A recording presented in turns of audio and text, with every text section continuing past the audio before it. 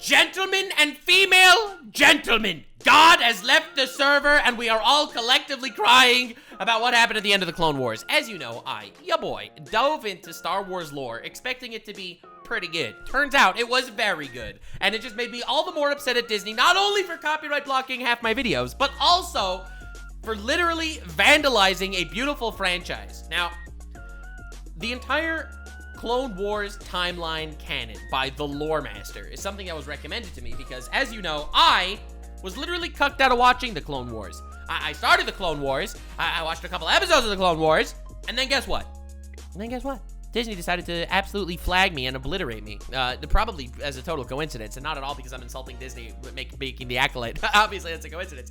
So today, we are jumping into the entire Clone Wars timeline canon because I can't actually watch the show! Alright, and I was already spoiled for half the shit with the RG-66 and everything, so I felt like let's get the actual timeline for the Clone Wars down before we dive into the Siege of Mandalore, because a lot of people told me I should look into the lore for the Siege of Mandalore specifically, so I feel like this is a better way to do it. 10,000 likes for Siege of Mandalore lore. Haha, see what I did there? Let's see what we got. The origins of the Clone Wars come a millennium before it began, with the defeat of the Sith by the Jedi Order. I feel like that's not true! I'm sure it's true, and I'm just mistaken. But wait a second. I'm pretty sure that the Clone Wars started with the Dooku. The once numerous Sith who had long suffered from infighting. It is true? All right. I'll just shut up and absorb lore. As you know, I need to absorb all the lore. I'm really considering doing a full 2-hour, like, Star Wars video on the main channel, so I need to absorb all the Star Wars lore I can. Were reduced to only two, a master and an apprentice. This line began with Darth Bane! I was born in the Sith, who started the Sith on a path that would lead them to one day retake control of the galaxy. Hundreds of I fucking love Darth Bane. I can't believe Disney never gave Darth Bane a proper fucking send-off. They were like, oh shit, we should make the Acolyte in the Book of Boba Fett instead of Darth Bane's glorious tale. I still need to do a full lore dive into Darth Bane. Years later, it was Darth Sidious, otherwise known as Sheev Palpatine, who would execute the grand plan of the Sith and caused the start of the Clone Wars. Though the war may have been a piece of the plan to return the Sith to power, it was only possible by the worsening of problems that already existed. Dude, this is so fucking cool. I never really looked at the Clone Wars as a 1,000-year-old plan, but it so is. The Clone Wars is maybe one of the most tragic wars in television history. A lot of people think it's like, oh, good guy clones versus bad guy droids. We don't care about any of the militaries involved. They fucking kill each other. Okay, who cares?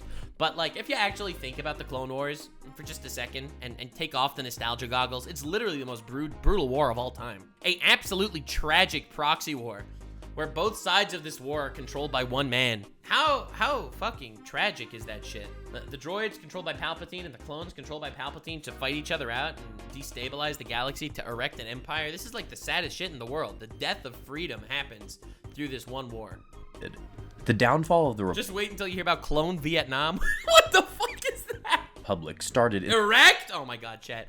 I literally can't speak words to you guys. You can't even play a video for 2 seconds without making a stupid joke, so I think it balances itself out. In the centuries following its golden age, marked by an increase of corruption and greed in the Galactic Senate. The Outer Rim worlds, many of whom who had only joined the Republic relatively recently, were neglected or exploited, and corporations like the Trade Federation were granted equal representation to protect their own interests. Makes sense to me. If I was trying to destabilize a galaxy and erect a fucking, what's it called? You only have yourself to blame. Why are you blaming me for this? Why are you blaming me for this? Dude, remember in Solo Leveling when Sung Jin-woo came together and was like, erect, before summoning his servants? Conflict over the taxation of trade routes involving the Federation. If I'm gonna have a conflict about something, it might as well be about taxes. On the planet Naboo, orchestrated by the Sith, put these problems on display and allowed Sidious to manipulate his way into the Chancellery. Sidious relied on his new... Dude, I love how we're looking at the Clone Wars from the perspective of the puppet masters instead of just the active wars and battles that happened in the Clone Wars. I feel like this is a frame of reference that's so much grander and more intriguing. New apprentice Count Dooku to sow the seeds for the conflict further. Dooku meddled in the affairs of planets throughout the Republic, backing coups and recruiting criminals to worsen the Republic's problems in the Rim. Dude, it's so wild how this is like peak anarchy. When I watched Star Wars as a kid, I thought of it as cool laser swords, fighting each other, epic battles, goddamn, you and my brother Anakin, I loved you, right? When I was a kid, that is how I watched Star Wars. Today, when I look at Star Wars, it is one of the most brilliant political deconstructions of a democracy. The death of freedom. Like, I have evolved so much in my appreciation of Star Wars lore through doing these lore dive videos. It was around this time that Dooku's childhood friend Sifo Dyas had a vision of the impending war. Sifo Dyas. That's the guy who ordered the clones to be created. And was spurred into ordering an army from the Kaminoan cloners to defend the Republic. This army was co-opted by Sidious and Dooku, who had Sifo... Yeah, no shit, it was co-opted. They ended up inhibitor chipping all the clones. Dyas killed, and recruited the bounty hunter Jango Fett to serve as the clone template. At the request of the Sith, the Kaminoans planted chips inside the clones that would make them turn on their Jedi commanders when activated. See, again, this is something that I didn't know until I started doing the Star Wars lore dives. It literally recontextualizes everything. It's not just, oh, sad, some Jedi died. It's, holy shit, every clone is a victim. Their free will is stolen. A lot of people misunderstand Star Wars and think it's all about wars in the stars. But so many people aren't willing to recognize the fact that Star Wars is a story about the death of freedom and Luke winning freedom back.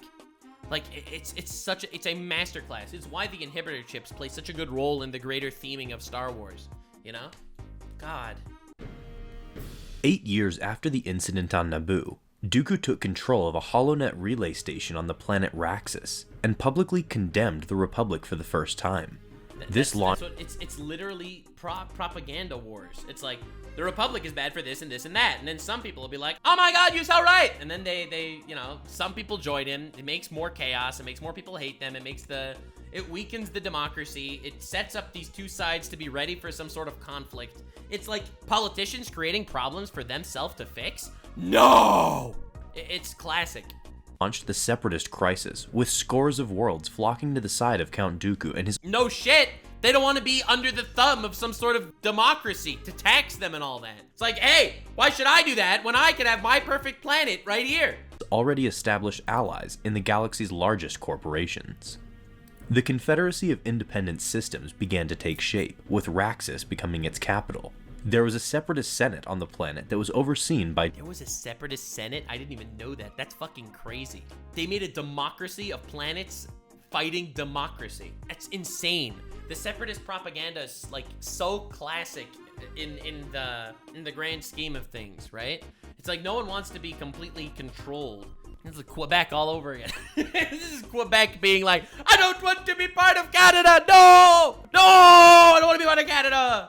No! We want to ride our fucking polar bears and speak French in peace. And the Canadians are like, no, fuck you, Quebec. This is still happening to this day. Dooku, but much of the true influence belonged to the corporate powers Dooku had secretly recruited for the Separatist Council. During this time, Dooku also recruited the two figures that would serve as his primary military commanders. General Grievous? Asajj Ventress had once been trained by the stranded Jedi Master Kai Narek on Ratatak, but on Ratata? The top percentage of Ratataz? Like the Pokemon? A stupid joke. Narek's death had sent Ventress to the dark side. She became a warlord on Ratatak until she was captured. I know nothing about Ventress. Everyone keeps saying Ventress is badass. I literally don't know anything about her. Aside from the fact that she has some questionable entries on a certain website that shall not be named due to Twitter canceling me purposes. Captured by one of her rivals and forced to fight as a gladiator. Dooku freed her from the arena and trained her as a Sith assassin, feeding her false promises of one day making her a true Sith. Wait, she wasn't... Oh yeah, she never ended up becoming a true Sith, right? Kaiman Jai Shilal was a Kalish... Oh! I thought he was gonna say Grievous! Grievous was his big general. I just did the whole Grievous lore. Kaino Jai Shilal? Who the hell is this guy? Warlord with a vendetta against the Republic and... Wait, this is Grievous, isn't it? No, this is Grievous. This is him before he took the name Grievous. Oh yeah, alright. And jealousy of the Jedi's abilities with the Force. He chose to cybernetically augment himself so... He chose to cybernetically augment himself? No. No! Disney did not retcon this man's backstory! Right now, this is the Disney canon. There is no... They did?! No way, dude! Okay, I am fucking fuming right now. General Grievous, in the Legends timeline, in the Legends backstory, because as you know, I am consuming all the lore of all the characters of all time. Grievous originated as someone who was being... on a planet that was being attacked and destroyed by these bug aliens. So he ended up being an ultimate general fighting against the bug aliens, and after fighting against the bug aliens, he managed to actually start making progress, even though he was up against a much more advanced race. So the bug aliens ended up going to the Jedi Council, making believe that they were the victims. So the Jedi Council teamed up with the bug aliens to fight against Grievous's people and butchered a lot of the Grievous people, including Grievous's love, which is when he took the name General Grievous, because he will forever grieve the person who died. He then finally decided to fly off to fight against the Jedi who were fighting his people, and was shot down by Chancellor Palpatine. He then built him back up against his will as a cyborg to lead his droids to take revenge against the Jedi that shot him down, even though it wasn't the Jedi that shot him down. That is one of the most metal, badass backstories of all time. Grievous became a Jedi killer with the most badass backstory ever. But Disney cannot make a sympathetic villain for the life of them. Oh my god, I can't believe they retconned that. They were like, I hate that the Jedi could use the Force, so he became a guy working for the Sith. Like actual fucking troglodytes working in that company. So that he could defeat Jedi in battle. Oh my god! Look how they massacred my boy! Eventually becoming Dooku's servant, the cyborg, General Grievous. Though he was following the orders and plans of his Sith master, Dooku's rhetoric about the failings of the Republic came from a genuine place, as he had... Thank you! This is what I was so excited to look into the Count Dooku lore. People keep telling me that, Count Dooku is something of a mad lad himself, and not actually such a bad guy. Become disillusioned with it during his time as a Jedi Master. Dooku's dedication was absolute. He ordered Ventress to murder his own sister to keep his Sith secrets. Oh my god! Publicly, however, Dooku was nothing more than a political figure, giving impassioned speeches to win the hearts and minds of many across the galaxy. As time passed, Dooku's message more often began to spur people to violence. The Republic Senate grew fearful of the possibility of war breaking out, and yeah, right, of course. No one likes war. No one likes war. Then all the politicians just start fucking knocking down pieces and to give themselves power and set themselves up, teeing themselves up for some sort of...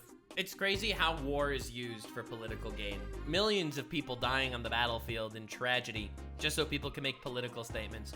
People waiting for tragedy to strike so that they can give an impassioned speech to bring people to their side. This is so real life. God, the politics in Star Wars is just so fucking goated in the prequel era, especially. And it became split over the topic of a military creation act. Dooku hired Jango Fett to assassinate one of the most vocal opponents to the act. God, he's so smart. He tried to assassinate the opponent to the creating the military. And you know what that does? Even if it succeeds, and, you know, Princess Leia, or whatever, Queen Amidala dies, well then, there's no more opponent to creating a military, time to create a military. And if she lives, who the fuck is not gonna want to create a military after they tried to assassinate Padme? And one of the Trade Federation's greatest enemies, Senator Amidala of Naboo. These assassination attempts didn't succeed in killing Amidala, but did lead the Jedi to discovering the clone army that the Kaminoans had prepared at Sifo Dyas's request. Literally all part of the plan. In order for the bad guys' strategy to work, they needed the good guys to have an army! Because it was all about destabilizing everyone! The bigger the army on both sides, the bigger the war, the bigger the war, the bigger the casualties, the bigger the casualties, the bigger the destabilization, the bigger the destabilization, the more radical the response, the more radical the response. The forging of a galactic empire. Holy shit. The escalation of the crisis gave Sidious the opportunity to manipulate the Senate into granting him emergency powers, allowing him to unilaterally decide upon the creation of a grand army. Yeah, dude, and the way he accepts this power is just so fucking grating.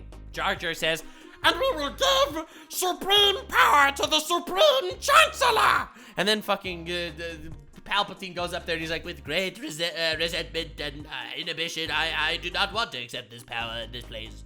But I will have no choice but to accept all the emergency power!" Piece of shit. During a meeting between Dooku and his allies at a droid manufacturing plant on Geonosis, Amidala and her Jedi protectors Obi-Wan Kenobi and Anakin Skywalker were captured and scheduled for execution in the Geonosian arena. This execution was interrupted by the arrival of 200 Jedi led by Master Windu, who engaged the droids in the arena. Many of the Jedi died during this fight, but the tide of the battle... Apparently more than half of them died here. Like, this was a actual slaughter that went down. But the clones were here to save the day. Was turned when Grand Master Yoda arrived with the Kaminoan clone army. It's so wild that the clones are like actual saviors at the beginning of the Clone Wars. They're like a godsend, you know? In the beginning of the Clone Wars, every time you see the clones, they're an actual godsend. Like, thank God for the clones, or we'd be cooked right now. And then you realize what the actual goal was the whole time. Puny fighters are nothing against the propaganda that had been officially adopted by the Republic. The Separatist leadership managed to escape, but the Battle of Geonosis was a victory for the Republic. With the end of Geonosis, the Clone Wars had officially begun and neither side wasted time launching into action. Tensions soon arose on theoretically neutral worlds such as Cato Nemoidia. Yeah, every neutral world gets sucked in too. The bigger the conflict, the more people get involved. If this would have been a one-sided massacre on either side, it wouldn't have been as massive of a victory. Palpatine knew that the war needed to be as big as possible, and he made the sides even. It's so brutal. Isn't Padme a pedo though? Whoa, whoa, whoa, chat, calm down. Padme is not a pedo. She is a groomer. That is an entirely different thing. God fucking, okay. And the Separatists attempted to coerce or threaten planetary governments like those of Hissene and Toydaria. Early in the war, the Separatists sought to find galactic footholds in the Outer Rim before moving inwards towards the Republic's home in the core. Ideal places for these footholds were worlds rich with valuable resources and lacking in substantial planetary defenses, such as Christophsis or Hisrich. I don't know, fucking, he's rich? Alright, that's a good planet. Many of the Confederate systems were Outer Rim worlds. You know how I recently learned in the beginning of this stream that apparently Jews are still very much alive and canon in Dune sci-fi?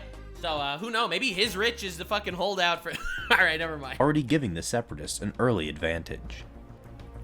Among the most valuable resources for either side in a galactic conflict are hyperspace routes. Gaining access to routes not commonly possessed could give either side the ability to launch surprise attacks on the other. See, I know this from Warhammer. Bro, that's why the Emperor is sitting in his big fucking chair right now. He needs to make sure that people can warp travel, okay? Alright? He doesn't want them to get eaten by demons out there. I know all about hyperspace routes. Because isn't it good that I'm covering the lore of all things? To a devastating effect. As the Separatist goal to secure territory in the Outer Rim defined the early stages of the conflict, the Hutts and the secret routes they possessed through their territories in the Rim became a clear point of contention. Yeah, the Hutts! Bro, he who controls the fat man controls the galaxy. The Separatists moved to kidnap Jabba's son from under him on Tatooine, forcing Jabba to ask the Republic for help. Dude, wait, this is an actual plot point in the Clone Wars TV show? That the Hutts need the help of the clone. And what's so crazy is you see this fucking asshole. Bro, it's all part of their plan. The Chancellor... Oh, this is the movie. And the Jedi Council pulled Generals Kenobi and Skywalker from an ongoing conflict on the planet Christophsis and tasked them, along with Skywalker's new Padawan, Commander Tano, with rescuing Jabba's son on Teth. Didn't this movie suck? I could be wrong, but I was told that this movie was shit. The Separatists tried to frame the Republic for the kidnapping, but Skywalker and Tano were able to prove the truth with the help of Senator Amidala, securing the Republic access to the key Hutt hyperlanes. In the end... What's so wild is, like, you wonder what part of this was actually part of his plan, and what part of it was just him just letting the war play out. Like, you can attribute this to part of Palpatine's plan, and it's fucking brutal. If everything, every victory, every loss is part of his plan, it just... This guy's fucking Siege. Like, he is a master level villain. Like, Light Yagami could fucking choke on a dick compared to this man. The lack of Hutt hyperlanes was not enough to stop the Separatists from advancing through the Outer Rim. Right? Like, ultimately, now they both have warp travel. If the Separatists would have gotten the Hutt hyperlanes, then it would have been more or less one-sided. This makes it much more balanced. I feel like he knew he was going to succeed when he sent in the Jedi, and therefore, the battle remains on even footing a little longer to just keep dragging out this war. The Republic was forced onto the back foot, and a stand was taken at Bothawui in the mid-rim to prevent the Separatists from moving in further. This was successful due to clever tactics on General Skywalker's part that sent General Grievous now this is pod racing running, and the destruction of a Separatist listening post over Rusan quickly pushed the Republic's advantage, but the war continued to ravage the Outer Rim. The Separatist fleet proved to be formidable and numerous, allowing it to overwhelm the Republic ships at Quell. An obvious military target for the Separatists was Kamino, as the world that oversaw the production. Obviously, okay. Yeah, That's a stronghold for sure. It's the production of the clones. But what's so interesting, even though the clones aren't working for Sidious, no one suspected it, because if the clones were all actually some sort of sleeper agents, all right, let's be real here. Of course they're not. But if they were sleeper agents working for Sidious all along, then why the fuck would the Separatists attack Kamino? Well, he withholds enough information from all sides to just make this an actual, really alive-feeling war. Of the Republic's entire army. The Republic foresaw the potential for invasion, and a listening post was established on the Rishi moon, which was near the jumping point to Kamino. I hope you feel bad about yourself, guys, because this is the episode that I watched and I overanalyzed. It's the one where Heavy dies, right? And I fucking can't upload it on YouTube because of Disney's bullshit copyright. And could warn the Republic of any Separatist movements nearby. Through great sacrifice from the clones manning the station. Ah, Heavy! Heavy! Do we take prisoners? I don't. Detonates the bomb. What a fucking insane scene. This listening post was successful in signaling an alarm during the Separatists' first invasion attempt. One of the most important battles of the Outer Rim during this time was at Ryloth, the homeworld of the Twi'leks that laid an advantageous hyperspace position. Alright, so it's again, hyperspace routes. It's tactical points. Like, this feels like such a real war. This feels like such a living, breathing war. God, they did so well with the Clone Wars. The planet's citizens had hoped to remain neutral, despite being one of the Republic's member worlds, but a Separatist invasion that destroyed the Republic's small presence there forced the organization of a Twi'lek resistance movement led by Cham Syndulla. Underestimating the natives of a planet and driving them to fight with the Republic was a recurring mistake on the part of those Separatists, and could be seen on other worlds around that time, such as Caliban and Mimban. Interesting, interesting. So the Separatists constantly trying to turn them against the Republic ended up being a misplay on the Separatists' behalf. The Separatists enacted a blockade over Ryloth, cutting its people off from vital food and medical supplies. Oh shit. Diplomatic negotiations with the neutral Toydarians allowed the Republic to send some relief aid to the planet, but a brutal siege was— God, wait, I love these guys. These are the Watto guys. What are you talking about? It's me, leader of Anakin. I'll sell you 4 slaves for some pussy. Still required. No, it's these guys? No, I might miss it. Hey, Annie! Right? No, I might think of different guys. These are the right guys. Fucking knows people. After General Skywalker broke the blockade and General Kenobi helped to establish a foothold on the ground, General Windu and his men were able to recapture the planet's capital with the help of Syndulla's freedom fighters. Well, awesome. Awesome, dude. That just ends up getting other people to love the Republic, I guess. Or not, because if not for the Republic, there would not be this war. Wait a second. Is this good or not? Capture of major Separatist leaders nearly struck severe early blows to their cause. A political outreach mission on— Wait, is this the part— I saw a scene that a lot of people have been telling me about this specific battle. After Windu beats them and all that shit, like, these people, the freedom fighters that are now finally free of the Separatists, are now just under the command of the Republic. They're not free. It's just occupied by a different military force, right? Like, ultimately, this is the seeds of the death of freedom. Like, this fits under Star Wars lore's greater mantra so much better. Clone commandos stay there? True. The help of Syndulla's freedom fighters. The capture of major Separatist leaders nearly struck severe early blows to their cause. A political outreach mission on Rhodia caused the temporary detainment of Trade Federation Viceroy Newt Gunray, until the Separatists scrambled to— fucking Gunrays, get rid of them. They were there for protection. Congratulations, you are being liberated. Do not resist. Free him using a corrupt Senate guard.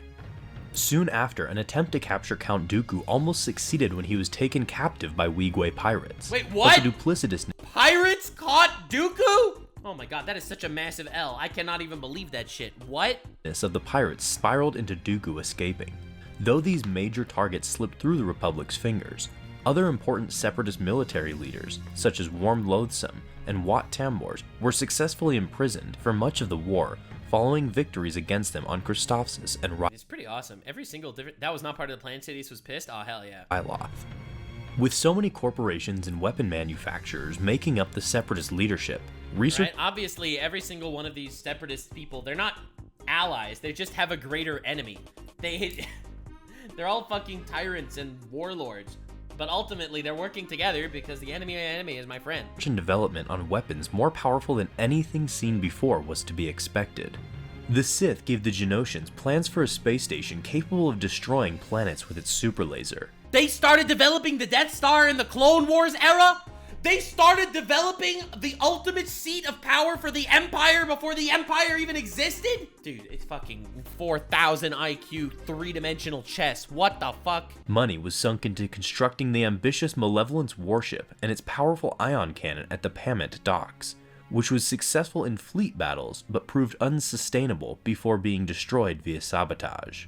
Experiments were also made into biological warfare, with projects like the defoliator weapon and the Blue Shadow virus, but neither saw large-scale implementation following the Well, obviously, different weapons and tactics are going to constantly be used and strategized. Goddamn. Republic intervention. Among the most strategically significant conflicts from this time was at Malastare, which possessed fuel reserves both sides considered vital. The armies each committed significant resources to It's so fucking brutal. On a war of this size it's just so sad, right? This Malastare, whatever the planet's called, was at Malastare. Malastare, this planet, is not involved with the war, but they have fuel that would be good for either side. And each one of them are like, oh, for the greater good, I need it. Oh, for the greater good, I need it. And suddenly this planet, this neutral planet, is fucking pulled into this war. A massive war of two massive sides, each one comprised of hundreds of planets teamed up to destroy these poor Malastare guys. These poor guys on Malastare that got absolutely butt-fucked by two sides, spit roasted by two massive armies. They didn't want anything to do with this, but they had something that was important to each side, and therefore, for the greater good, they had to be sucked in. It just further extends the war and further extends the reach of what the Empire would end up becoming. War is just bad for everyone, dude. Which possessed fuel reserves both sides considered vital. That's good. The armies each committed significant resources to the Significant war crimes in the area. planet, leading to a brutal war of attrition. The Separatists managed to gain advantage and force the Republic into retreat to the Imperial Palace of the planet's native Dugs. It's crazy, because when you watch this shit, like, you're looking at this from the perspective of the good guys, right? The democracy, the Republic, right? You're looking at it from their perspective. They're like, well, they need this oil to take down these evil Separatists. Oh yes, well, they need to fucking do this shit. They need to have a military presence on this neutral planet, obviously. But you look at it from the grand scheme of things, and it's just, war is just bad. War is bad for everyone. War is fucking awful. Neutral people can't survive the war either. It's like, you're looking at this from the perspective of the good guys, and you get why they need to do all this shit, but you recognize the moral is just how fucking awful and all expanding a real war actually is. Fearing Separatist enslavement, the Dugs elected to ally with the Republic. Elected to ally with the Republic. They were neutral. They didn't want to do any of this. These fucking Sabulbas over here. It's like you recognize the tragedy. It's like, all right. Pick which cock to suck. You know? Like, fuck.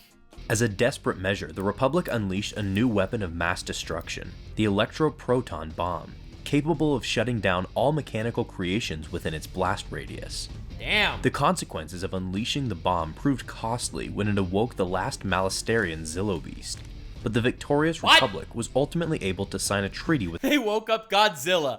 See, this is a planet staying neutral, and they woke up Godzilla. the Dugs and secure the valuable fuel resources. A year after it saw the start of the war, Geonosis found itself again becoming a major theater of conflict. Which makes sense, obviously. It's the factory that's churning out an entire army for one side. The Republic had captured the planet following the initial battle, but soon realized that its factories could not be converted to support the clone army, causing its strategic significance for the Republic to wane. The Separatists sought to utilize its potential once more, and Senator Amidala discovered the plans for the largest Separatist droid factory yet on the planet. Wait, so they realized that they couldn't really make more clones with Geonosis? So they were just kind of like, well, fuck it, we don't need it that much anymore? They just left it to the Separatists? Now the poor people living on Geonosis were just no longer considered a vital option, and it was considered a tactical advantage to just let them fall? Like, that's so sad. The Republic launched a second assault to retake it, and despite the vicious resistance of the native Geonosians, the decisive Republic victory was won, and Separatist leader Poggle the Lesser was captured. Poggle the Lesser! That is the lamest fucking name I've ever heard in my life. It is I, Poggle the Lesser! During this second invasion of Geonosis, the Republic... I didn't realize that all the random Separatist leaders that showed up in the second Star Wars movie ended up becoming major political figureheads in the actual Clone Wars. Discovered the plans for the Geonosian Superweapon. A think tank was started to research the possibility of beating the Separatist to its construction. Ooh. This project and its involvement of Orson Krennic and Galen Erso led to the eventual creation of the Death Star. Oh, the shit. idea for the weapon had originated from Sidious, who hoped to recreate kyber-powered weapons of mass destruction similar to those used by the Sith in ancient history. So the kyber power, so this is not Disney canon, so I'm just kind of happy it's included. The Sith, thousands of years ago, the Sith, there were, thousands of Sith, and they had these kyber weapons that were super mega dangerous. This is the Legends canon. So it's interesting that he brings it up, that Sidious is trying to reawaken an ancient weapon that was banned for 1,000 years.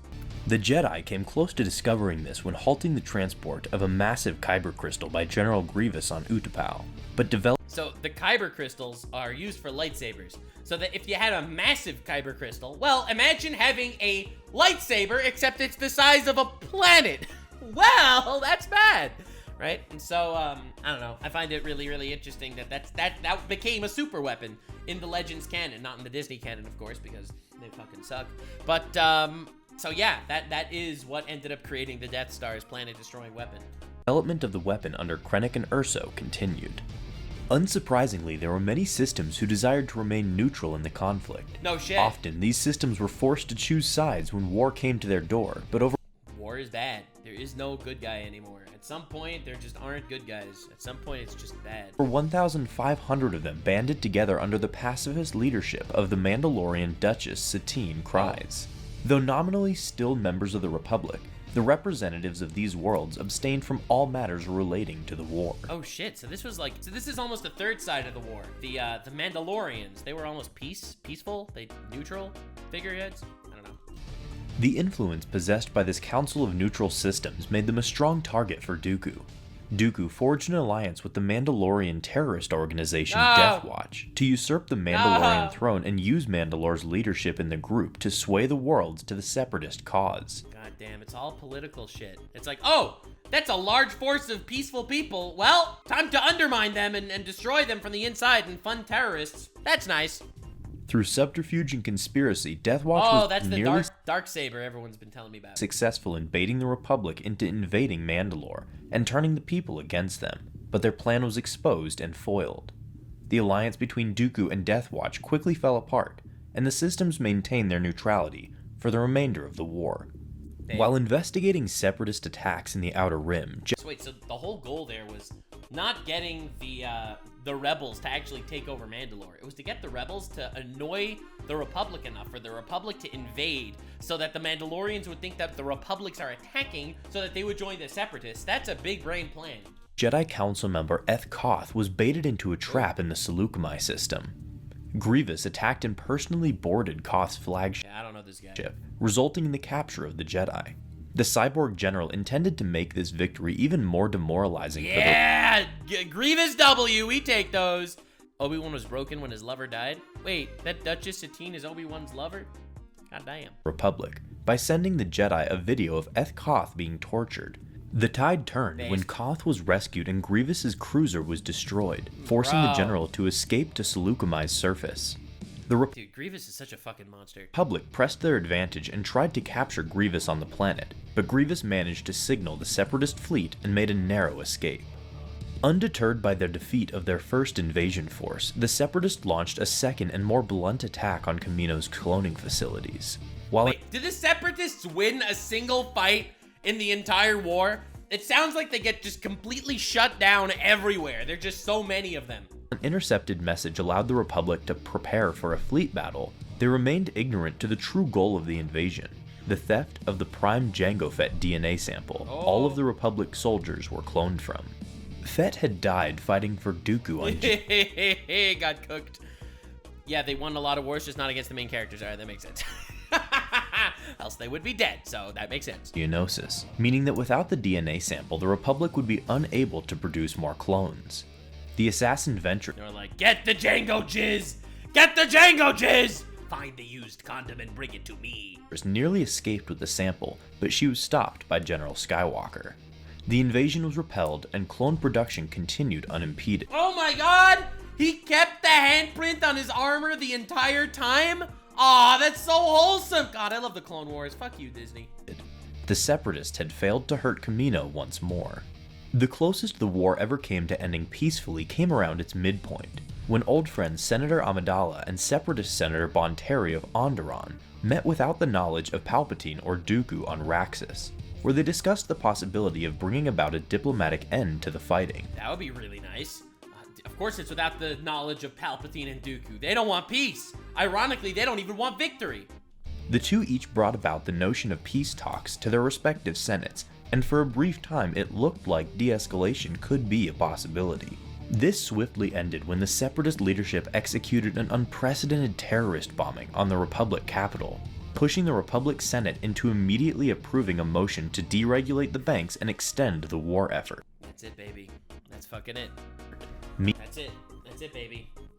They'll just do a terrorist attack. It's fucking awful. It's fucking awful how real this sounds. It's like you think you're moving towards peace, then you have one radical fucker that's just like, actually, I want the war to continue, and it's really easy to just completely get them into continuing the war. I'll just bomb them. What are they gonna do? Not respond to a terrorist attack? Meanwhile, Dooku had Bonteri assassinated and No. blamed the Republic for her death. Every death can be used. They fight in death like they fight in life. Both sides of the war became even more entrenched into seeing the other eradicated, though Amidala and her allies in the Senate continued their efforts to end the war without further violence. Hyperspace routes once more came to the But the more violence, the more wars, the more terrorist attacks, the more assassinations, the more radicalized the people there will be. So obviously, Amidala keeps losing power fighting for peace because they keep fighting. God, it's awful. forefront of the conflict with the discovery of the Nexus route coordinates by the Republic, Who this guy? which could allow either side easy access to the other's home territories. The coordinates were possessed by No, they caught him. No. Jedi General Peel and Captain Peel. No, Peel. Tarkin, who were captured by the Separatists and imprisoned on the world of Lola Sayu, inside a citadel designed for and built by the Jedi. One of the war's next flashpoints occurred at Mon Cala, a planet dominated by two rival species, the Mon Calamari and the Quarren. Hey, we know the Mon Calamari. It's a trap, guys. The Mon Calamari were the planet's traditional rulers, which caused bitterness from the Quarren, and made the Quarren an easy target for the Separatists to win over to their side. Obviously, because every Separatist can always go to any planet that has some sort of civil war and just immediately say, oh, hey, you want to control the planet? Well, just join us, bro. We're gonna win. What do you have to lose? And the war continues. Then the other side, the Mon Calamari, how the fuck are they supposed to go up against the rival in the Civil War and also the Separatists? Well, they have to team up with the Jedi, and thus another world gets invited into the fold of the grand battle, which later becomes the Empire. It's just, it makes the war look so different than just good versus evil. It's evil versus evil. It is evil. An agent working for Dooku assassinated the Mon Calamari king and caused a succession crisis, almost dividing the planet's population, until the Republic force of Jedi, clones, and Gungans Yo, we got our dude! We got our boy! Kit Fisto has an arc in the Clone Wars. That's awesome. were able to help Prince Li Char ascend to the throne and unite his people. Shortly after the Gungans aided the Republic at Mon Cala, Dooku launched a plot to destabilize their leadership and sow discord on Naboo. Oh shit, every time. They just spread chaos. A little more chaos and a little more chaos. This plan backfired and resulted in the capture of General Grievous, though he was What? They caught General Grievous. Dude, fuck. I hate Disney so much. Why would you do... No, this wasn't even Disney, probably. This was before pre-Disney. But dude, General Grievous was the GOAT. They caught him. A couple of Gungans caught him. released shortly thereafter through a prisoner exchange. Naboo became the site of conflict again not much later, when Dooku hired bounty hunters to assassinate the Chancellor during a I celebration. don't know. They would have never caught 2003 Clone Wars General Grievous. That guy was awesome. General Kenobi was forced to fake his death and go undercover among the bounty hunters Wait, this is General Kenobi? This is Obi-Wan? Damn! in order to foil Dooku's plan. Several times throughout the war, Dooku showed willingness to use the Separatist army to resolve personal grudges against other parties. After Dooku's betrayal of Commander Ventress during the Battle of Sullust, How could he betray Ventress. He's in command of Ventress. Ventress's clan of Night Sisters aided her in attempting to assassinate him, Oh, shit. leading to Dooku sending Grievous and a droid battalion to wipe them out on Dathomir. Bro, Grievous versus Ventress? Ah! I'm sorry, I'm fanboying right now. Oh, God. Dooku also sent one of his assassins to murder the king of Toydaria for not breaking No! Don't kill the space Jews! neutrality to aid I'm allowed to make that joke, by the way, okay? Before you cancel me, I'm allowed to make that joke. I am legally permitted to make that joke. the Separatists, and later dispatched Grievous against the Weequay pirate. The Night Sisters were all killed? They killed out all the Night Sisters? Grievous and his army? God damn. That's crazy.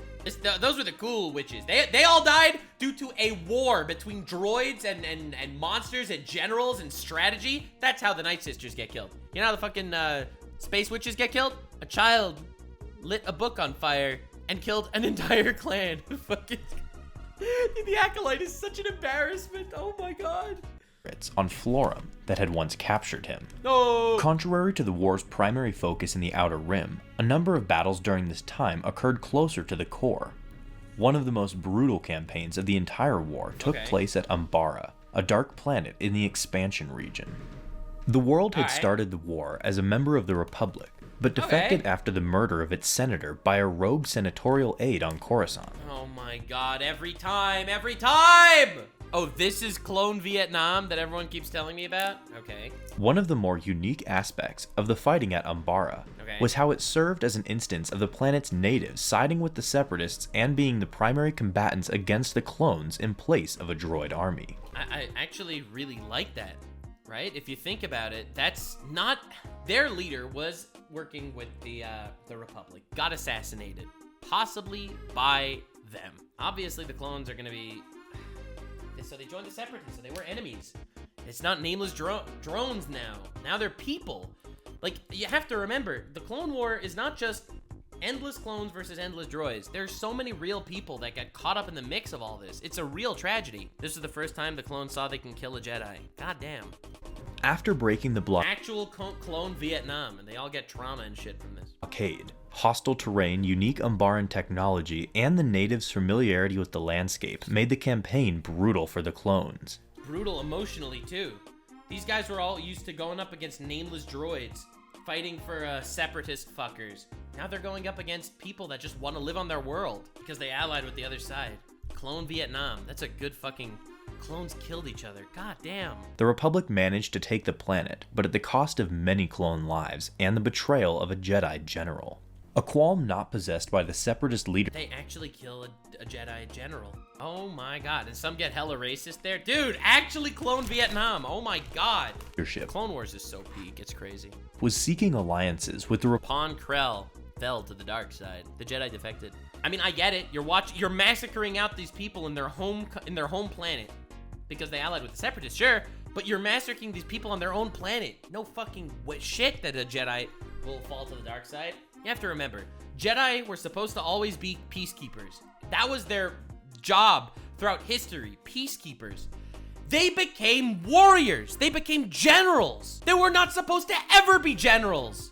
God, you see why the Jedi Order had to fall. God damn. Republic's other, particularly distasteful enemies, such as the Zygerian slave empire that had once been brought to its knees by the Jedi. This was uncovered when an entire neutral Togruta colony of Kairos was kidnapped and enslaved on the Zygerian homeworld of Kodavo. That's not good. This separatist Zygerian alliance was defeated when the Republic attacked Kodavo to free the Togrutas and destroyed the slave facility there, crippling the Zygerians and forcing them back into obscurity until after the end of the war. Bruh. One of the most successful instances of Dooku's penchant for sabotaging planetary leadership to further his goals was on Onderon. Honestly, Dooku is a fucking mad lad when it comes to destroying the establishment and seeding chaos in different political ecosystems. Like, he insanely good at that shit. Oh my god. Need to check out the Battle of Umbara and Clones versus Pon Krell. Yeah, I'll do that, but I can't do that on stream. 'Cause copyright! These Zygerian scammers! The Inner Rim, where he imprisoned the rightful king and planted a puppet on the throne instead. This posed a problem for the Republic as they couldn't be seen to dispose of a legitimate ruler. This is a problem for the Republic as they couldn't dispose of a legitimate ruler, even though he was but a puppet, you say? You say that even though he was a puppet, they had a problem getting rid of a legitimate ruler. You know what that reminds me of? I'm not gonna lie. That reminds me a little bit of this Saturday Night Live sketch. Skibbity Biden. Skibbity Biden. Skibbity Biden. Skibbity Biden. Joe. Skibbity Biden. Hitler's life. Can you believe that this is a fucking thing that actually aired on Saturday Night Live? Can you believe that Stephen Colbert actually played fucking Skibbity Biden? The 9/11 of television, honestly. Skibbity Sidious, am I right?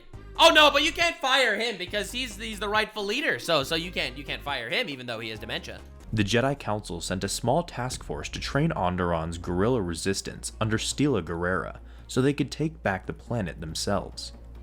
The original king was restored, though Stila died in the process. No! The guerrilla resistance, led by Stila's brother Saw, would ironically Steel and Saw! Dude, these are fucking great names. later fight against the force that had trained and equipped it, when the Republic became the Empire.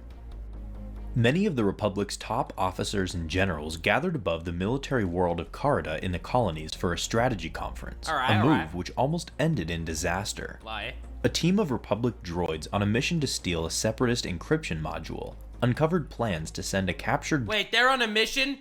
They sent a couple of unarmed droids alone on a mission? Jedi cruiser full of explosives into the space station hosting the conference, wiping out much of the Republic Army's leadership.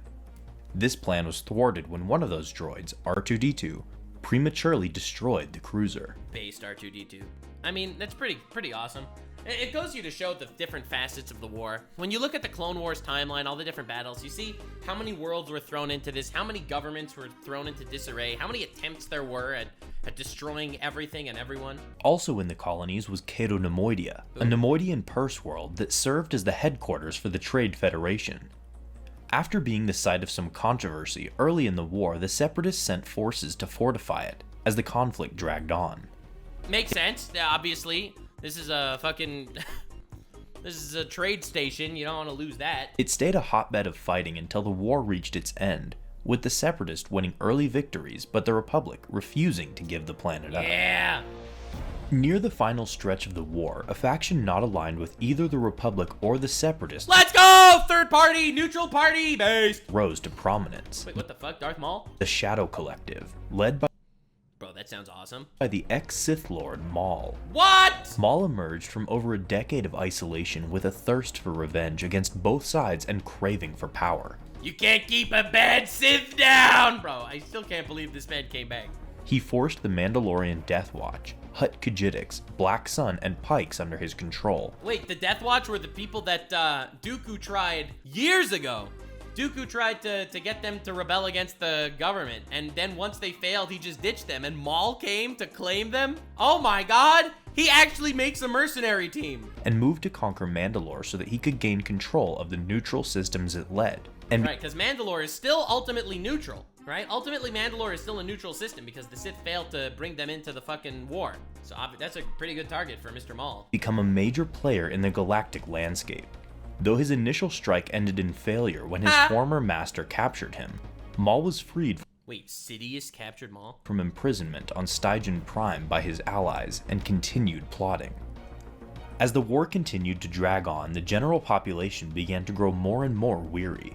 With strikes more often occurring near the heart of the Republic, faith in the war effort soured and protests increased. The Jedi, who had long been inscrutable to the general public, faced public blowback as well.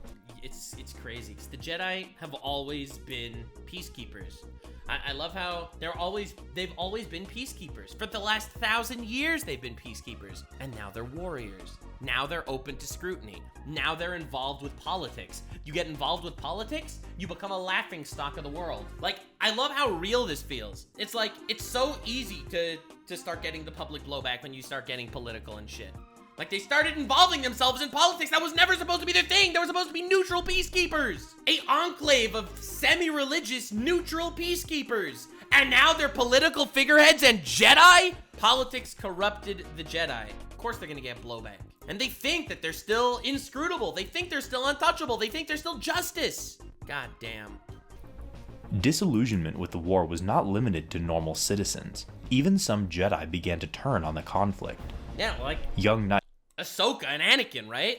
Anakin hated that shit. Barasafi worked with an anti-war activist to bomb the Jedi Temple hangar in protest. Okay, that's... Commander Tano... That's never a good protest idea! Oh my god, this feels so much like real life. I hate it. I hate it. I hate it. And I also love it. I love it and hate it at the same time. It's like, oh, hey, I know how I'm gonna stop the war. By committing a terrorist attack. Yeah, that'll fucking do it. But it feels so real. Was framed for the act, and though she was ultimately proven innocent by Offie's confession, she still chose to resign from the Jedi Order and the war effort. During Understandable. the battle above Ringo Vinda in the Mid-Rim, the war nearly came to a very different conclusion. The inhibitor chip inside clone CT-5385 malfunctioned, causing him to prematurely kill one of his Jedi generals. It's crazy. Oh fuck, they could have uncovered the whole plot. They could have ended Order 66 before it happened. They were so close. On orders from Darth Tyrannus, the Kaminoans tried to cover the incident up, but ARC Trooper CT-5555 discovered Also known as Fives! the truth. Oh. Fives tried to warn his superiors, only to be discredited by Palpatine and killed by members of the Coruscant Guard. And who are you gonna believe? You're gonna believe Palpatine, beloved leader of the entire army, or are you gonna believe one crazy clone? God damn. See, a lot of you don't know that there was a way to actually get out of Order 66. There was a way to stop it. It was called Order 34. If you want to know more information about that, definitely look up Clone Rule 34 on your own time. I'm not going to get into that right now, but it's honestly fascinating shit. His attempts to spread the information were buried, and one of the other clones he had told was kidnapped by the Separatists to maintain the conspiracy. Sidious and Dooku also aimed to produce lightsaber-resistant clone armor on Mokiv, to aid the clones' eventual betrayal of the Jedi, but the Separatist factory responsible was destroyed by General Skywalker and Chiss Commander Thrawn. Yeah. Despite one faction Thrawn. Everyone keeps telling me to look at Thrawn lore. I don't know who that guy is. openly siding with the Separatist cause early on, the main intergalactic banking clan on Scipio had successfully Oh my god, space Jews! maintained its neutrality throughout the majority of the war, lending money to both sides of the conflict. Oh my god, I shouldn't have said that. Oh no! The banking clan, lending money to both sides of the war. Okay, dude. Oh no. This continued until former Separatist spy Rush Clovis revealed to Senator Amidala that corruption ran deep in the banking clan's leadership.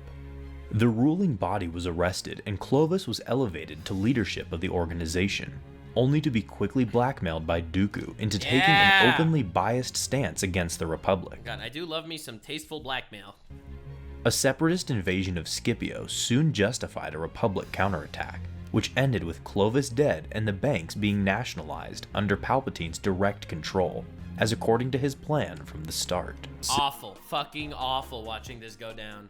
Bro, looking at this on a grand perspective, it just changes everything. If you're watching this episode by episode, war by war, it's like, you understand both sides, you understand why the Jedi needed to do this, you understand why the Jedi needed to do that, you understand why the clones needed to fight here and conquer there and fight this people and elect these people as governments, and you can finally see all that shit, you know? Like, you see, on a micro level, every single act seems totally justified and normal, but on a macro act, you just watch the tragedy unfold. And now the Chancellor controls the money. Let's go, let's go, let's bring the banking clan into this war. I wonder if that'll be important if he makes an empire. Signal transmitting from a desert moon of Obadiah caused the Jedi to discover the crashed ship of Sifo Dyas, the Jedi who had originally ordered the clone army. Oh, Plo Koon, the goat! Plo Koon! Following the trail of... I can't believe that this man died in the fucking Order 66, and I was like, I don't know who that is, who cares? Like, that was my original reaction, and then getting all the lore of all the Jedi, and oh my god. Breadcrumbs led the Jedi to the discovery that Dooku had ordered Sifo Dyas killed, and played a key role in the creation of their army. Dooku created the clone army. Well, that's a red flag. I think that we should decide to not continue to use clones. Or maybe look into this. Maybe research anything sussy going on with the clones. That would be weird. Yeah, I think we should look into this and not just keep blindly using clones. What do you think, chat? Though this was disturbing news, the Council knew that there was little that they could do at the late stage of the war. They're in a war with millions of clones deployed. What the fuck are you supposed to do? If they just say, okay, we'll kill all the clones, well, first of all, the clones won't like that. Second of all, it's immoral as fuck. And third of all, you're gonna lose the war.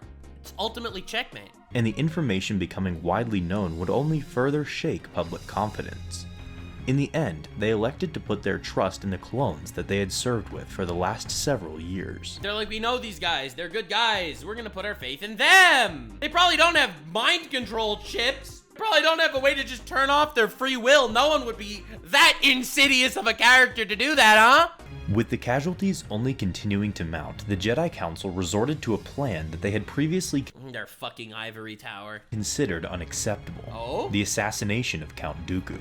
Why was that unacceptable? Bro, what? Are you joking me? Assassinating the leader of a terrorist organization is the most based shit in the universe. They consider that unacceptable because he's a former Jedi. Who cares if he's a former Jedi? You know how many millions of people died because of this bastard, this tyrannical asshole? They're peacekeeper, not assassins. They're peacekeeper, not generals. They're peacekeeper, not warriors. But they're fighting. Oh my god, you are kidding me. Jedi have an honor policy.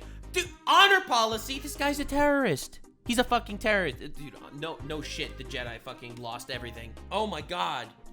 It's not the Jedi way to kill a Sith. Fuck the Jedi way. Dude, but it's so wild to see the collapse of the Jedi. It's so wild to see the Jedi Council and the Jedi Order collapse. Assassin bad. Straight up murder, cool. Exactly. Honor is cringe. Honor is cringe. Honor is made up by people to not feel bad when you die on the battlefield. It's like you see why an old group like the Jedi are slowly but surely fading into the background, into the periphery of the conscious. As both the political and military head of the entire Separatist state, removing Dooku from the equation would be a large step toward ending the conflict entirely. To achieve this, the Council tasked Jedi Quinlan Vos with allying with Ventress, who would become a bounty hunter following the eradication of the Night Sister. You're kidding me. This guy is the most... They don't know that Darth Sidious is a thing, okay? They don't know anything about Darth Sidious. So in their mind, Count Dooku is the main bad guy. And they're gonna send unnamed Jedi number 1 and a random Jedi former Sith adjacent assassin? Really? You're not gonna send like the goats? Send in the Windu squad that went to kill Sidious. Send in Windu and Kit Fisto and that squad. You're gonna send in fucking Mophead over here? Vos and Ventress came close to killing Dooku on Raxus, but they failed to finish him and Vos was captured. Dooku managed to turn Vos to the dark side as his oh shit, I didn't know that. New servant, but Ventress tasked him in turning back to the light at the cost of sacrificing her life to save him from Dooku. Oh my god, Ventress ends up dying fighting Dooku. Oh my god, I need to do Ventress lore. I don't know anything about that shit. Oh my god. Many of the battles in the final months of the war were based around a series of conflicts known as the Outer Rim sieges. Planets deemed strategically significant for a variety of reasons became the site of prolonged, tortured conflicts, with a balance of power on those planets being constantly in flux. It's what's crazy is whenever you see something like this, you're like, oh shit, it's an important stronghold for one side or another. But remember, the citizens on that planet are now pulled into an endless war. But they don't give a shit about either side, but they have no choice. Among the most contested planets during this stage were what the Republic propaganda dubbed the Triad of Evil: Megiddo, Seleucami, and Felucia. Megiddo was valuable for its wealth of natural deposits of kyber crystals.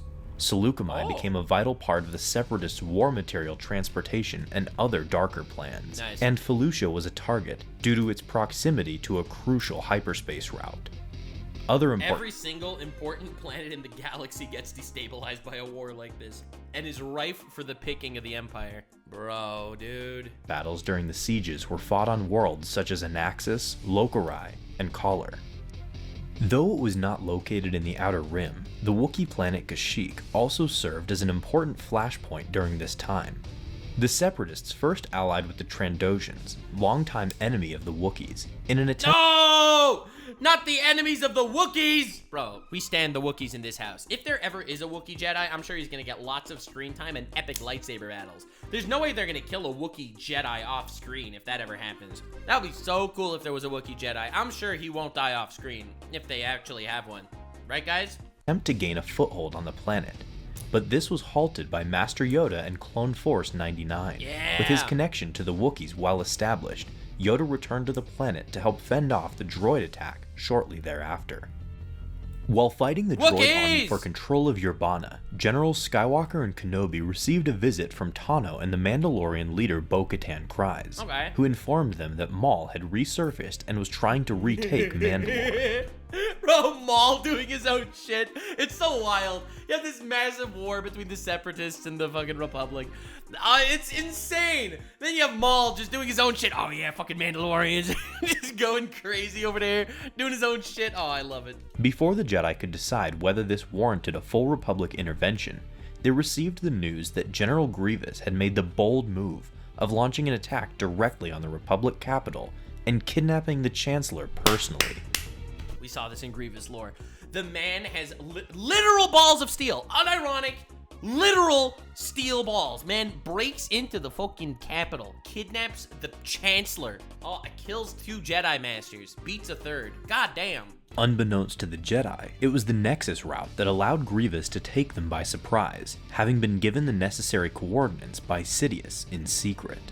With the Chancellor held captive aboard Grievous's flagship, Skywalker and Kenobi were forced to return to the capital rather than aid Mandalore. Oh, so Mandalore ends up getting completely butt-fucked because of something else that goes on. That's why Kenobi and Anakin didn't get involved in that. Wait, so Ahsoka is single-handedly tasked with taking care of the whole Maul resistance? It's kind of wild. Though they sent Tana with a division of clones. Above Coruscant, the 2 Jedi weaved through the Separatist fleet and infiltrated the Invisible Hand. Upon finding Palpatine, they engaged Dooku in a duel that ended with Dooku's death. Damn, crazy moment. Once you look at all the crazy shit Dooku was able to pull throughout the entire war, it just completely recontextualizes this fight. Because I remember as a kid, Dooku, at the end of the 2nd movie, Dooku beats Obi-Wan and Anakin single-handedly. But in the 3rd movie, Anakin's a little stronger and actually is able to beat Dooku. Like, that was my perspective as a kid. After seeing all the heinous shit Dooku pulled throughout the whole thing, setting up the clones and everything, destabilizing governments, winning endless conflicts, thwarting tons of assassinations against himself. To see how incredible of a powerful ally he was to the Sith, and then you see fucking Chancellor Palpatine sitting in his fucking chair. Do it, Anakin. Do it. Kill him. Kill him, Anakin. Just telling him to kill this man. This man that served him so loyally. Betrayal is the way of the Sith. But holy shit. It hits so differently when you get the full context. Grievous managed to apprehend them before they could escape, but the general was forced to evacuate after the Republic warships irreparably damaged the Dreadnought. The ship crashed to the surface of Coruscant, with Skywalker, Kenobi, and Palpatine safely on board. Shove your cock up his ass, Anakin. Okay, stop, chat, stop! Deprived of Dooku's leadership, the Separatist army was placed under the command of Grievous, who went to the Utapau system to meet with the Separatist Council. Sidious ordered Grievous to move the council to Mustafar, which Sidious had previously utilized for his plans due to its ancient connections with the Sith. Yeah, ironic. Ironic that they moved to Mustafar, eh? It gave Obi-Wan the high ground in a very pivotal moment. God, Grievous is such a cool character. I fell in love with this man after doing his lore dive. Following his rescue from Dooku, Palpatine continued pushing for power and reforms to the Constitution in the Senate. Unhappy with Palpatine's abuse of his emergency powers, Senators Amidala, Organa, Mothma, and more met at Cantham House to discuss their options. I do not remember this scene at all, but okay. I guess as a kid, I would just gloss over the politics scenes and just want more lightsaber battles, but now doing the lore, the politics is so fucking cool. These meetings led to the formation of the Delegation of 2000, who formally requested Palpatine return the Senate to its natural order. Yeah. It's like, okay, Palpatine, we know we've given you all this emergency power, but we would really like if you relinquished all of your emergency power. That would be really cool of you. Yeah, sure, because after you give power to somebody, they're just gonna want to relinquish it. Dude, no one wants to give up power ever. This is why you never give anyone power, because they'll never want to get rid of it. Oh my god. Oh, this was a deleted scene in the movie? Okay. How would you dethrone me from the Senate? I am the Senate. Tensions between the Chancellor and the Jedi leadership also escalated when Palpatine appointed Skywalker his personal representative to the Jedi Council. And the irony is, what the fuck, you get a personal representative to the Jedi Council and not even a master, not even... The disrespect! The Council... The political unrest that this man sowed in the galaxy is brilliant. Requested that Skywalker spy on Palpatine for them, while at the same time denying the young Jedi the rank of Master, alienating him. Clone intelligence revealed Grievous's hiding place. It's so ironic that now, for the first time in my life, I'm recognizing the importance of Qui-Gon Jinn. Qui-Gon, unlike all the other masters that trained Anakin and all that shit, they were not father figures. Qui-Gon was a father figure to Anakin, and that's what Palpatine needed to do. He needed to get rid of his father figure, so Palpatine could become his father figure. Because these Jedi, they don't give a fuck about him personally.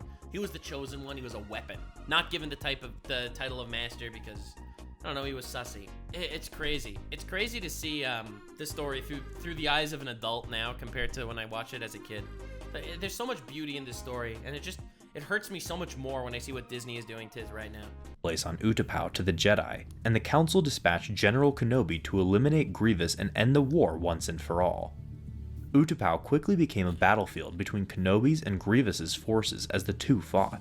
Kenobi's superior skill with the lightsaber and quick thinking allowed him to gain the upper hand and kill the general after exposing the cyborg's final remaining organ. It's so sad. No, Grievous, why would you fall like, oh, Grievous, no. A similar battle was occurring between Maul and Tano at the same time on Mandalore, ending in Maul's capture. Damn, Ahsoka beat Maul one-on-one, that's crazy. So uncivilized. During his talks with the Chancellor, Skywalker came to realize the truth that Palpatine was Darth Sidious, the one responsible for the entire war. Have you ever heard the tale of Lord Plagueis the Wise? Despite his inner It is not a tale the Jedi would tell. turmoil over Palpatine's promises to save his wife from dying, Skywalker reported this fact to the Jedi Council, and Mace Windu soon led a team of Jedi to take the Chancellor into custody. After This was such a crazy scene. prolonged duel, Windu was defeated when Sidious manipulated Skywalker onto his side. Oh, it's so painful every time. This scene literally destroyed me as a kid. Watching this for the first time, so Mace Windu was like one of my favorite characters before I realized how much of a hard ass he was. But I loved him as a character. It's treason then. Bro, every single quote from this fight is so memorable. Unlimited power! Like every single quote is so fucking good. Ingrained in my head. With Windu dead, Sidious named Skywalker his new apprentice, Oh my god, and his face became a ballsack. That's crazy. Darth Vader. While Vader led the 501st Legion to wipe out all God, the 501st. Oh, it's painful. Right, Rex isn't there at that point, right? of the Jedi inside the temple, Sidious finally activated Order 66. Across the galaxy, clones who had loyally served So Order 66 is maybe the most painful scene of all time. Like when you get the context and all these clones. with the Jedi for years were compelled by the chips in their heads to kill their Jedi generals without mercy. Oh, fucking tragic shit. Thousands of Jedi died across the galaxy at the same time, leaving few survivors. On Kashyyyk, Yoda killed his clones and managed to escape with the help of the Wookiees. Wookiees! Wookiee supremacy, gang. You get a like for the Wookiees. Shortly after killing Grievous, You either die a hero or live long enough to become a ballsack. True. Kenobi survived on Utapau by faking his death. On board the Star Destroyer Tribunal, Maul used the chaos to his advantage, as Tano surgically removed the chip from her clone commander's head Yo, Rex! Rex! and worked with him to survive. An additional handful of other Padawans, such as Cal Kestis and Caleb Doom, were able to stay alive thanks to the sacrifice of their masters. But the light of the Jedi was extinguished in an Bro, look at this. instant. Look at this, bro. Dude, this scene is, it's so impactful now. An entire era ended. He knows at this moment, he lost. He knows at this moment, everything that they've been fighting for thousands of years is over. It's all lost. It's such a level of tragedy. It's an unprecedented tragedy. Palpatine then informed the Senate that the war was over and the Jedi had attempted a rebellion. Right? And you know who writes history? The victor writes history! History is in fact, it's propaganda written by the victor. Oh my god. Showing off his scarred visage as proof, and used They have scarred me and threatened my life. I now declare the first galactic empire. And everyone applauds him. this as an excuse to reorganize the Republic into a galactic empire. With his power solidified, I think the scariest part of that scene is not even the fact that he's able to do it in such a realistic fashion. It's the fact that everyone applauds him. It's the applause that's so fucking scary. Freedom just died to thunderous applause. Like, it's horrifying, it's harrowing, it's haunting, and you see that this war that destabilized the galaxy was all just a facade, a proxy war that this man used to pull the biggest no-you moment in the history of cinema. This man is one of history's greatest villains, and for some reason, no one recognizes him. So this is how freedom dies, in thunderous applause. Isn't it awesome that the good guys always win in history? True, true. Like, here's the thing, though. Look at this. I'm just gonna show you something. Top 100 villains, okay? Watch Mojo. All right, that's how you know it's real, unaccurate. You will never find him. Ghostface, Sheriff Nottingham, Armitage Family, Syndrome, John Lark, August Walker, Frank Booth, John Kreese, Esther, okay? Vice Principal Richard Vernon, Miss Carmody, Elijah Perez, Shooter McMurray, Angel Eyes, Davy Jones, Candyman, the Terminator, The Thing, Gozer, Count Rugen, Miss Truthful, Judge Doom, Miranda Thingy, Lord Farquaad based. Death, Invisible Man, Harry and the Thing, Eric Thing, Predator, whatever, Alex Forrest, Tennant Family, Terrence Fletcher, Bane. Bane did not deserve this spot. Holy shit. Palpatine, 62. On most lists, he doesn't even make it. But 62? Who the fuck is Koba? Little Mermaid, Ursula, Green Goblin? Really, you're gonna put Green Goblin above this man? Lex Luthor, Godzilla? Like, look at who's put above Freddy Krueger. Okay, he's pretty cool, whatever, sure. But, like, come on, dude. Captain Hook. You're insane. Maleficent. All right, dude, get out of here. The Xenomorphs. Golem from Lord of the Rings is a better villain than Sidious. Like, get John Doe for, oh my God, dude. Like, Cruella. All right, dude. All right, dude. Scar from, okay, Scar was pretty good, but like, I'm not gonna lie, Scar was pretty good. But like, dude. All right, Sauron, Jack Torrance, Thanos. They put Thanos over Sidious. Voldemort. They put Voldemort here. You are crazy. The Wicked Witch from The Wizard of Oz, Dracula. Okay, Joker was awesome. Darth Vader. The fact that Darth Vader is here and not Darth Sidious is insane. It's insane. Voldemort lost to a teenager. This man started an empire. I don't know. He is one of the most iconic movie villains of all time for sure. There was no longer a need for a clone war to continue. Palpatine dispatched Vader to exterminate the Separatist Council on Mustafar. But you promised us amnesty! Yeah, fuck. He was never on the side of the Separatists. He was on the side of his own empire. A shutdown order was sent to the entirety of the droid army, immediately ending all battles that hadn't ended already. Look at that! He was always able to make peace, but peace was never the goal. It was absolute domination of the dark side. This is Democracy Manifest. They literally voted on making an empire. With all obstacles to his rule out of the way, Palpatine's control over the galaxy was absolute. Yoda and Kenobi faced the Sith in an attempt to end their reign early, but failed and went into exile, though Vader was mortally wounded in his fight with Kenobi and well, not mortally because, well, he lives. Forced to use a cybernetic suit to survive. The less cool Grievous. Among Palpatine's earliest moves were making the former Jedi Temple his new Imperial Palace. Wow, what a bitch! What a bitch! Oh my God! I didn't know that. All right, this isn't Disney canon, right? This is the comics. Never again will we fear the Jedi, right? Literally, history is painted by the victor. The winner writes the history books. In the history books, the Jedi are evil. God damn. Incinerating Jedi lightsabers in a public display, and arresting many of the senators among the delegation of 2000. The surviving Jedi became hunted by a group of Darksiders, serving Palpatine and Vader known as the Inquisitors, who had once been Jedi. Oh my God, they literally ripped that off Warhammer, didn't they? By themselves. Governor Tarkin visited Kamino on Palpatine's behalf and instituted a program that saw the destruction of the Kaminoan cloning facilities and their replacement with installations across the galaxy dedicated to the training of willing stormtrooper recruits. Damn, that's crazy. I didn't know that. They hated the clones because the clones didn't have free will. They wanted people to love the Emperor. They wanted people to love the Empire. Though the Death Star project suffered a setback with the escape of one of its key scientists, construction of the Superweapon continued steadily. Under Imperial rule, the majority of the clones that had made up the Republic's army were drafted into the Stormtrooper Corps, pushed into becoming military instructors, or forcibly retired. Damn. Some clones continued the task of Jedi hunting by becoming Purge Troopers who served Inquisitors. God damn, this is crazy. Bro, the poor fucking clones. These guys had the most tragic life of all time. Decommissioning facilities were constructed on industrial worlds like Corellia to smelt and repurpose the many now unoperational battle droids. A number of droids that had escaped the shutdown order became a formidable criminal force with a grudge against the Empire in the depths of the Coruscant underworld. What? There were droids that rebelled? That's crazy. I did not see that one coming at all. What? Bro, they got the Thunder Warriors treatment. True. Though the war itself had come to an end, the scars it left behind remained for decades. Yeah, look at you, all smug fucking bitch. Darth Jar Jar over here manipulated everyone the whole time.